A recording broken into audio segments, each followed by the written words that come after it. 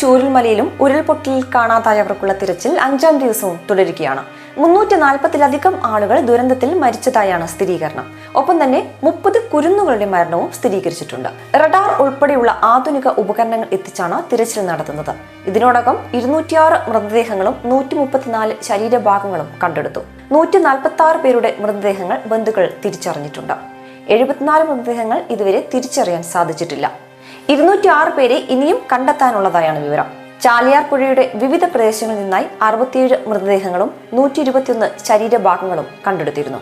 ഉരുൾപൊട്ടലിൽപ്പെട്ട് കിലോമീറ്ററുകളോളം ഒഴുകിയെത്തിയ ജീവനറ്റ ശരീരങ്ങളിൽ പലതും തിരിച്ചറിയാൻ കഴിയാത്ത അവസ്ഥയിലാണ്. അതേസമയം നടനും ലഫ്റ്റനന്റ് കേണലുമായ മോഹൻലാൽ ദുരന്തഭൂമി സന്ദർശിച്ചു. ദുരിതാശ്വാസ പ്രവർത്തനങ്ങൾക്കായി 3 കോടി രൂപ നൽകുമെന്നും അദ്ദേഹം പ്രഖ്യാപിച്ചു. മോഹൻലാലിന്റെ മാതാപിതാക്കളുടെ പേരിലുള്ള വിശ്വശാന്തി ഫൗണ്ടേഷനാണ് 3 കോടി രൂപ നൽകുക. ഉരുൾപൊട്ടലിൽ നശിച്ച മുണ്ടക്കൈ LP സ്കൂൾ പുതുക്കി പണിയുമെന്നും അദ്ദേഹം അറിയിച്ചു.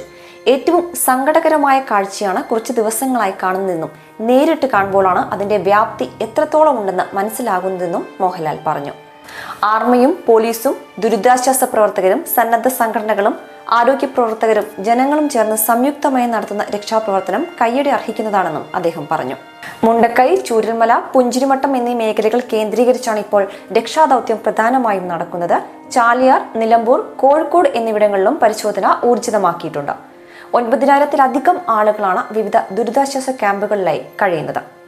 അതേസമയം ഇന്നലെ രക്ഷാപ്രവർത്തനത്തിനിടെ റഡാർ പരിശോധനയിൽ മണ്ണിനടിയിൽ നിന്നും ശ്വാസത്തിന്റെ സിഗ്നൽ ലഭിച്ചെടുത്ത് പരിശോധിച്ചെങ്കിലും ജീവന്റെ തുടിപ്പ് കണ്ടെത്താൻ സാധിച്ചില്ല.